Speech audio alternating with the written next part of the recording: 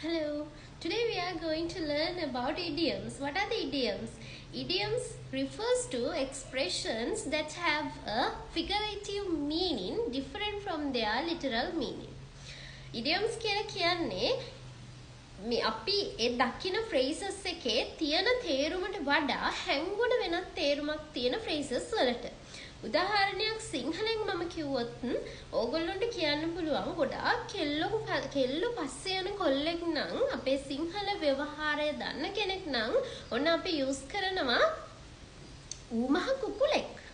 ඌමහ කුකුලෙක් කියන්නේ එතන හැතරම කුකුලෙක් නෑ. හැබැයි අපි කියනවා එයා ගොඩාක් කෙල්ලෝ පස්සේ යන කොල්ලෙක් නම් ඔන්න අපි ඒ විදිහට අර්ථය ගන්න ওই වචනේ පාවිච්චි කරනවා.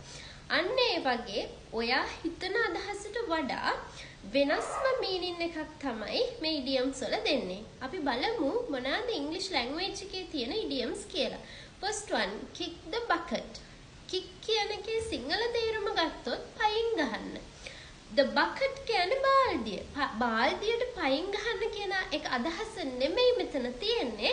kick the bucket කියලා කියන්නේ අපි සිංහලෙන් කිව්වොත් වල කජ්ජ ගහනවා. එහෙම නැත්නම් මැරිලා කියන තේරුම ගන්න තමයි ඔන kick the bucket කියන එක යූස් කරන්නේ. Second one, go bananas. Go bananas. Go කියන්නේ යනවා. Bananas කියලා කියන්නේ කෙසෙල්නේ. එතකොට go bananas කියලා කියන්නේ කෙසෙල් යන්න නෙමෙයි. එතන අදහස එන්නේ you can use this when you are excited or crazy.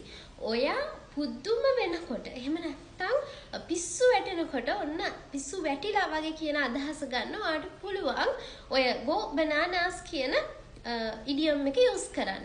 Third one, break a leg. Break a leg. break කියන්නේ කඩන්න, a leg කියන්නේ කකුලක්. කකුලක් කඩන්න කියන එක නෙමෙයි මේකේ තේරුම එන්නේ. break a leg කියන්නේ same meaning එකක් තමයි good luck කියන එකට. good luck එහෙනම් සුබ පැතුම් කියන අදහස ගන්න break a leg කියන එක ඔයාලට use කරන්න පුළුවන්. Next one, it's raining cats and dogs. It's raining cats and dogs. It's raining කියන්නේ වහිනවා.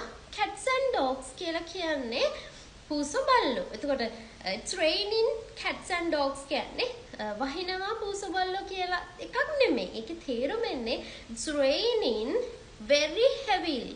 ඒ කියන්නේ ගොඩාක් තදට වහිනවා නම් ඔන්න අපිට use කරන්න පුළුවන් it's raining cats and dogs කියලා.